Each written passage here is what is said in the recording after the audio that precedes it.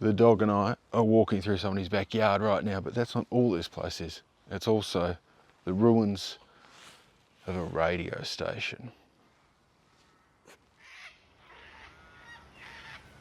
The foothill above South Hobart has a name that is no longer used. On a map from 1935, we can find it. Radio Hill. The falling apart Keen's Curry sign faces the Tasmanian capital.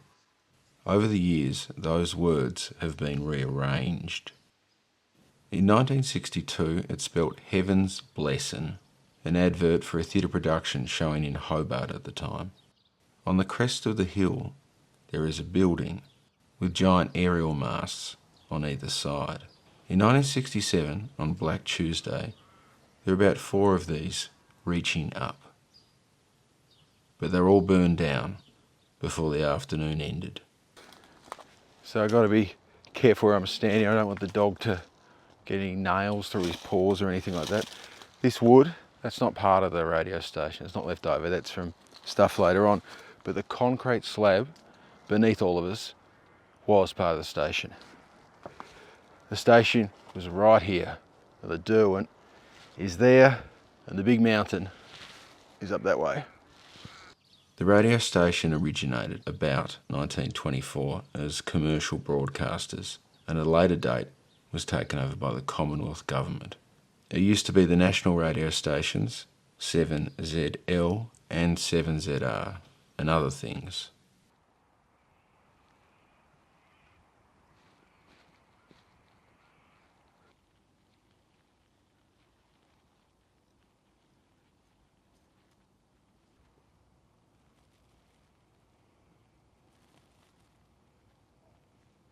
Alright, so we've got here this piece of cable, and over there's a whole bunch of wood, and these two things we use together.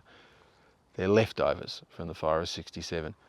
That big log thing isn't one piece of timber, it's a whole collection of what are called Oregon planks, and they're bound together with a big clamp that's now rusted, and the clamp is held together with nuts and bolts, and I think maybe there's a few rivets in the mix as well. That wooden thing was one of the masts. Now there were several of these about the property, and they were in turn held in place with this cable.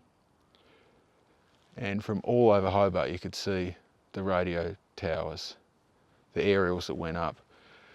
They were probably quite a bit higher than the trees are that surround us now.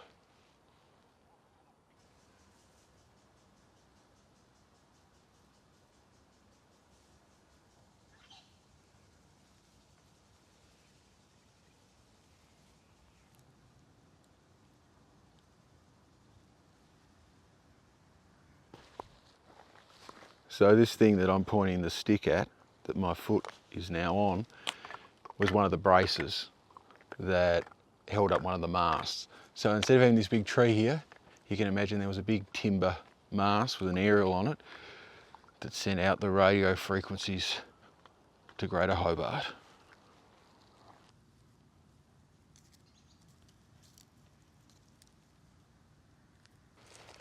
So over here, we've got a spot where one of the masts would have been anchored into the earth on the end of a cable. That thing goes down deep into the earth. It would have gone from up there down this way, I reckon. During World War II, the property was guarded by the military. Decades later, a bayonet was found in the bush. Access to the station was once made by wooden steps up and down to Hewan Road.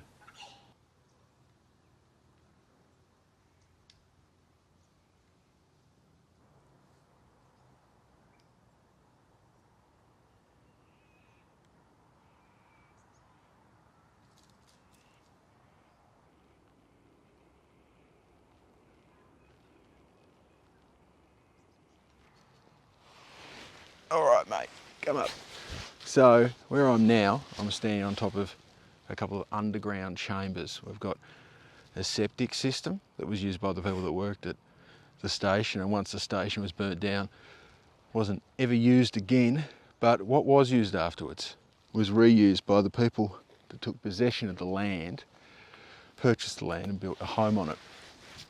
This thing here, this rubber hose, was for fuel. They used to buy petroleum wholesale to come here in a truck, and they'd fill up the tank, buy in bulk and save, and yeah, that was how they went about things. Didn't have to go to the petrol station. Had one in their house. Very luxurious. Before the fire destroyed everything, the Commonwealth had actually already moved the station's functionality to Ralph's Bay, so there was no need to rebuild. With no further use for Radio Hill, the land was sold off. In 1969, the current owner purchased it at auction, built a home, and has lived there ever since. And over time, the name Radio Hill has dissolved into the air like a radio signal running out of energy.